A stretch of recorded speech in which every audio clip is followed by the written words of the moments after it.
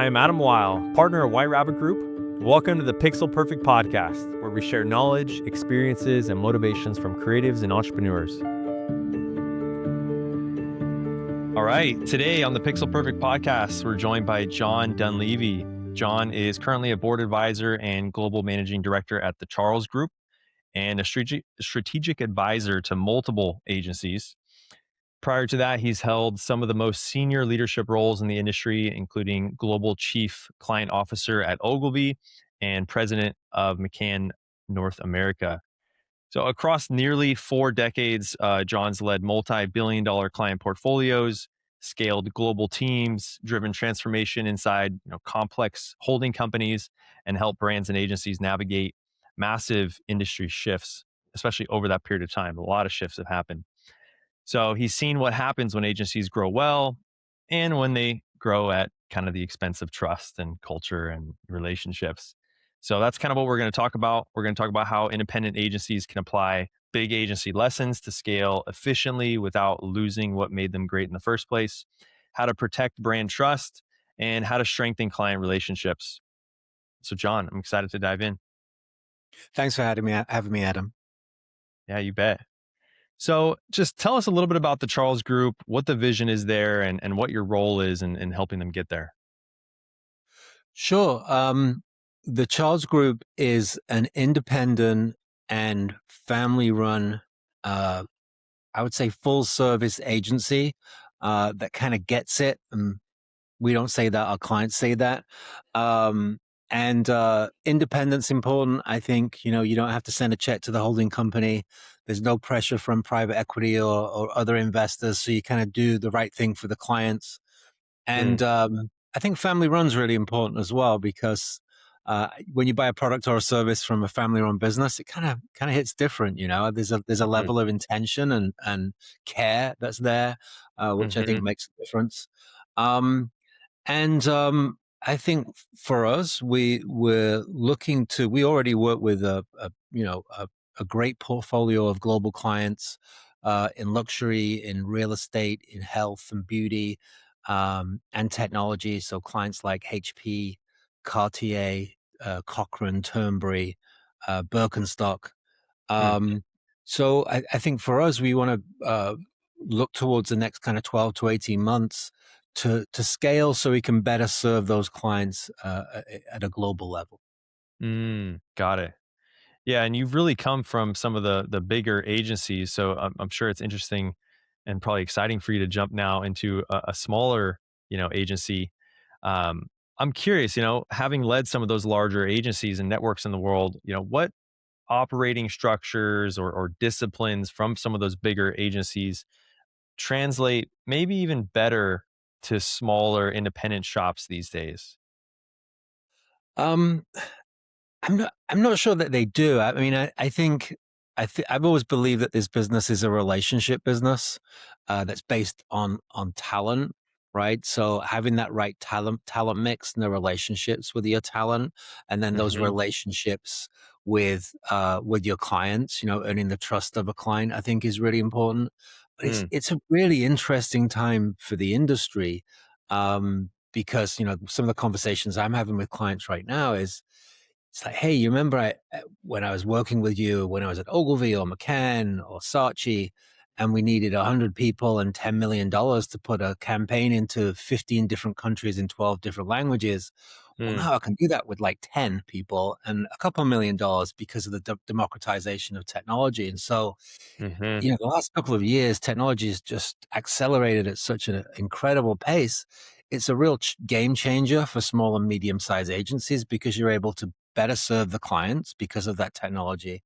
And then also compete with some of the legacy networks that have been around a long time and do have that scale due to the large number of people. So it's, there are some principles of the business that I think, remain true: relationships, earning trust, talent, but obviously creativity. I believe in, even excuse me. Still believe in the what I call the unreasonable power of creativity to be able to solve problems. So that that's still really important in any organization. Sure. But it's just changed so much in the past, like, 2 to 3 years that it's a whole Mm, different game. interesting, interesting. So maybe those structures don't necessarily have an advantage that could be applied to some of the smaller ones. What's the flip side of that? What's maybe a structural edge? Like, what are the advantages that maybe, or cultural advantages that independents can lean into that big agencies maybe struggle to replicate? I think the one that everybody talks about is speed. Nimbleness, agility, being able to move at a certain pace, both for our clients and for ourselves internally. I'll give you an example. One of our guys just developed a kind of a scoping and a pricing tool. Over the weekend, sat on his sofa while he's watching TV, and you upload a scope onto this tool, and 2 seconds later you get a fully baked pricing model out of the other Hmm, end. And he did that over yeah. the weekend. If I was in a big agency, that would have been a multi-million-dollar steering committee. It's taken 6 months, levels of approval, and so Yep. just practical things like that, I think, are really different in smaller agencies, smaller independent agencies. Yeah, yeah, it makes sense. That's funny. We actually did the same thing at White Rabbit Group.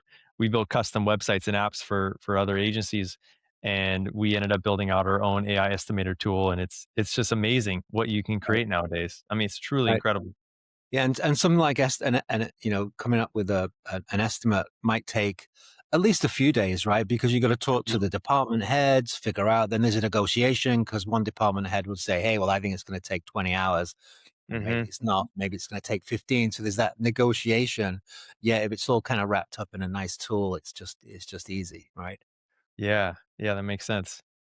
So, based on your experience right now and some of these shifts happening, and you mentioned relationships, what does a strong go to market strategy look like for an independent agency today? That's a really really good question. I think. I mean, at the end of the day, we're a service business, right? And we need clients to come to us, and they're going to come to you for a number of different reasons.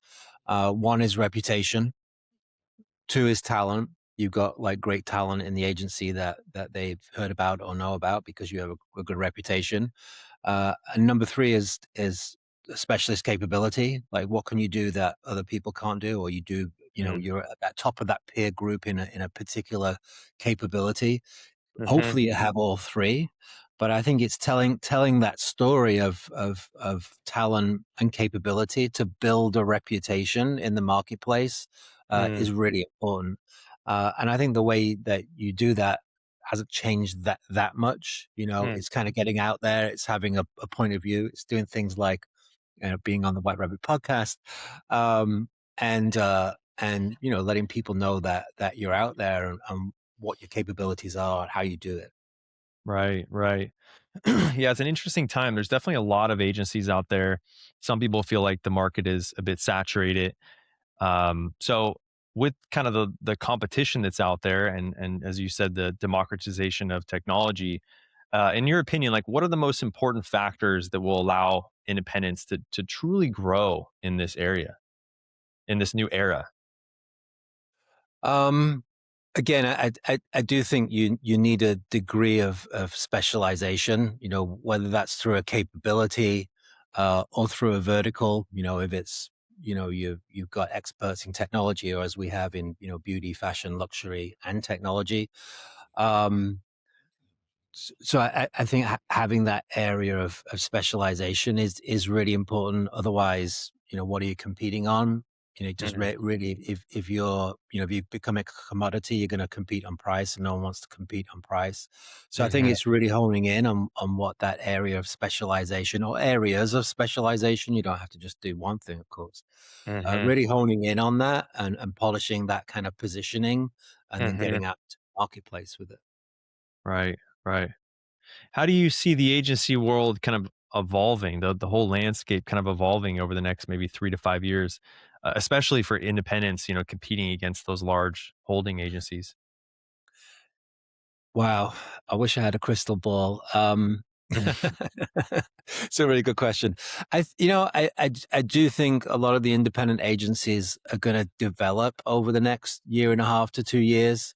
Um, I think right now, independents, some of the well-known independents, I'm talking about places like Mischief, are really well known for being a boutique creative shop, really high end, big ideas, just second to none, really, really setting a high bar on creative. Hmm. Um, I think that's great, and that's really, a really good kind of area to own. But I think some of the more successful agencies are going to become like the Charles Group, a lot more full service kind of problem solvers. Mm, One of the questions I always ask people is like, hey, when your client has a problem, and I don't mean they need an ad campaign or they need a website, they have like a real problem, a business problem or a marketing problem, who are they hmm, going to call? Are they going to call someone at the favorite management consultancy? Are they going to call one of the legacy networks that they might work with, or someone in a holding company? Or are they going to call you in your independent agency? mm, And I think to be able to problem solve in that way, you kind of need a really robust suite of services. So I think mm, the successful agencies will develop and kind of have a deeper set of capabilities than they do right now. mm, Uh, in terms of the bigger agencies and the holding companies, who knows? I think more consolidation. There's definitely a role for those agencies. Uh, mm, some big global clients really need that level of kind of network. But I think that demand is decreasing over time, which is why we're seeing a contraction in a lot of those bigger agencies and in the holding companies. mm. Yeah, your take is a little different than some of the folks I talk with because it seems like there's two camps of thoughts. One is like what you're talking about, where you are able to become a problem solver and you're able to orchestrate all these different services to Right. meet that challenge. Another direction that I see agencies going in is saying, hey, you know what? We're not going to do it all. We can't do it all. We're just going to focus on this one specific niche, right? Niche is like such a buzzword these days. And so, how do you think about that? I think it's very interesting. I'll give you my quick take and I'd love to hear yours. It's very interesting because I feel like agencies were more full service, a decade ago, and they've cut a lot of services out because they're scared to say yes to some of those services and they want to just do a great job by the client, but it's not always able to really solve their problems. And so I wonder how you think about that in the future. Do you think it's going to be just a more competitive advantage for the Charles Group to be able to say, hey, we can really do it all and we're here to solve your problem? Well, I think there's a difference between helping solve a problem at a strategic level and doing it all, right? I think the word you Mm, use, which I really like, is orchestration, mm, right? So you might not have the ability to execute in the agency, but if you have the strategic chops to kind of solve the problem, then mhm, that's really, really important. If you've got a close relationship with a CMO in a brand organization and they trust your kind of strategic ability to help them tackle a problem, that's amazing. Does it mean you're going to execute on everything? Not necessarily, but as long mm, as you can solve the problem and help orchestrate and either bring in other partners or work with other agencies, and certainly work with internal agencies, which I think we can talk about that. They're playing, a much bigger role than they used mm, to. And rightly so. mhm, There's some amazing talent in internal agencies. Um, mhm, then I think that's the win. It's like helping solve mm, the problem at a strategic level and helping orchestrate the solution, even though you maybe not executing on every part of that solution. Does that make mm, sense? mm. Yeah, yeah. So getting into the weeds a little bit on that, if you were to want to solve a problem for a client that requires maybe several large campaigns that require lots of different disciplines, and some of those disciplines you don't have in house. How do you present that to the client? Do you position it as the Charles Group is going to basically lead the charge here and manage and orchestrate all that, or do you say, hey, we're going to introduce you to these different partners and make sure you connect with the right people? How do you think about the positioning around that? I think it all. First of all, I think it's always better to be not always better. It's essential that you're transparent and honest about what you can and can't do. Um, I've sat in a lot of meetings over the years where large agencies have promised integration. Yes, we can do it all. We're going to integrate it. And it's like, oh my God, now I've got to try and make that happen. Hmm. Yeah. And so, even the big networks, I think, struggle with integration and bringing all of the services to the table. And so I think it's super important just to be, honest, transparent on what your capabilities are. Mm, And then every client's different, right? They have a roster of agencies and partners. You can work with them if they don't, if there's a capability, gap. I've been in the business for long enough to know pretty much everyone that does everything. So you can mm. always find, the right partner that is a good fit for that particular project or assignment. Right, right. What do you think is the most important thing in a successful independent agency? Is it sounds like from what I'm gathering, it's that relationship and the trust that the client instills on you to help them solve that strategic problem. And Yeah. so that feels like maybe like the tip of the spear almost. But then there's other components of a business, there's obviously leadership, there's, talent recruitment there because at the end of the day an agency is just a collection of individuals that are talented at their Right. skills. So Right. what do you think is maybe the most essential important aspect? I don't know if it's the most important, but the one that stands out for me is founder-led agencies. There's a little bit of magic there, isn't there, in the founder Mm, when your name's above the door, you kind of say there's a level of care and intention right, that makes a difference. I think the issue that those types of agencies face is that once you scale, the founder can't be everywhere, right? They can't be right. omnipresent. They can't be in every single client meeting. And Yep. so it's how do you take that kind of what I would call founder magic and make Mhm. sure it lives and breathes in every part of the agency? And a lot Mm, of that is to do with the talent that you recruit. mm, Do they have the same shared values? Do they care about the things I care about? Do they have the same, drive, ambition, passion as I do for my business? So, mm. um, trying to capture that founder essence and make sure it lives in the rest of the agency, I think is probably one of the most important things. Mm, I like that take a lot. That makes so much sense. I think we're Yeah. in a world now where we're craving trust more than anything. Everyone says they can do Right. something, but it's really trust at the end of the day that prevents us from picking one person over another. Sure. And when you have a company that you're right leads with that founder, it kind of instills a lot of trust. Obviously, if the founder is competent and has a Right. Right. reputation there. Right. And then I like how you went a layer deep. The next thing when it comes to scaling is identifying the right people that share those values that are going to spread that throughout the organization. You have any other tips there or suggestions around how to scale that up? I usually charge people for this, Adam. No, I think yeah, talent number one for sure. It's like how you hire, who you hire, is really really critical. I think as well, making sure you have the systems and processes in place for those people that you do hire to be successful. Um, I think those are probably the two big things on scaling. Yeah, talent, process, systems, and culture. Culture, I mean, is a huge part of that. Um, how do you ensure that the culture you've kind of built from being a relatively small startup continues to kind of live and thrive throughout the agency as you grow? Yeah. What's your opinion on in person versus remote and how that affects culture? Do you think that's an important distinction? I think a lot of it depends on the individuals. Some people just crave that in person kind of environment.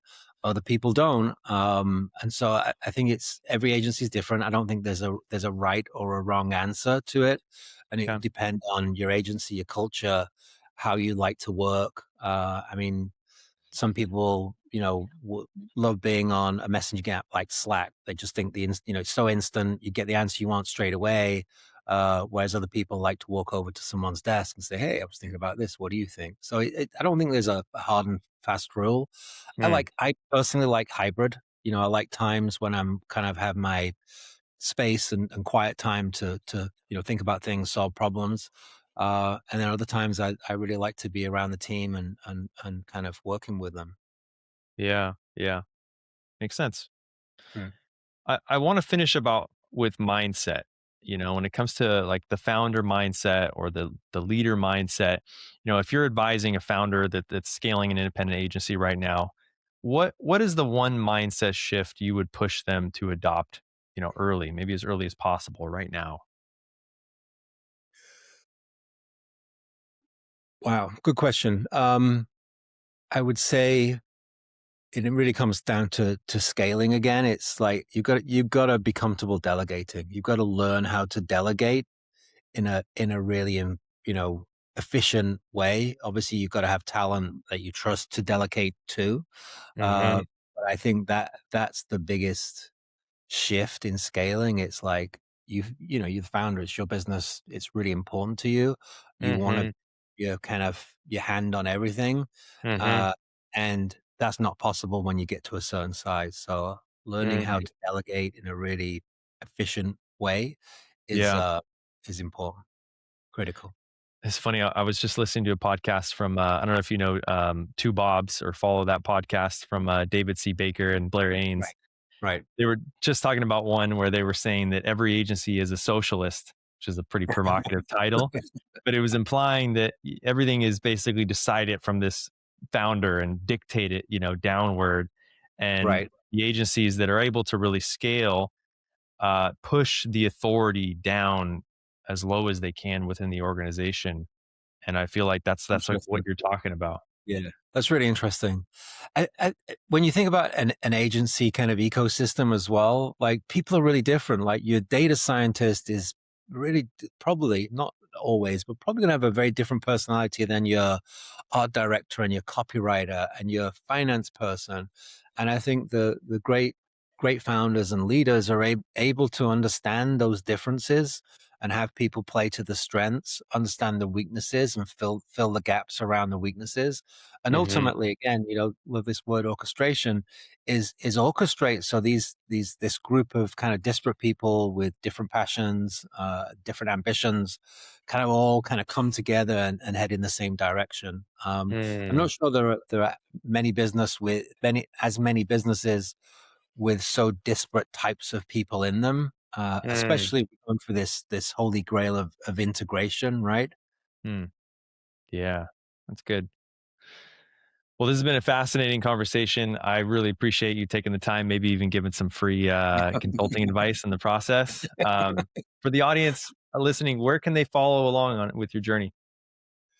LinkedIn probably. I'm thinking of selling my Twitter handle to Mike Dunleavy at the Golden State Warriors, so I might have that for much longer. Okay, But yeah, LinkedIn's probably the best one. Yeah, I comment regularly. I usually have something to say about most things. love it, love it. Well, we'll definitely stay following the journey. Thank you, John, for coming on. Really appreciate it. Okay, thanks, Adam. Thank you very much. Thank you for listening to the Pixel Perfect podcast, where we go down the rabbit hole on the journey and motivations of creatives and entrepreneurs. Stay tuned for more stories to come. Until next time.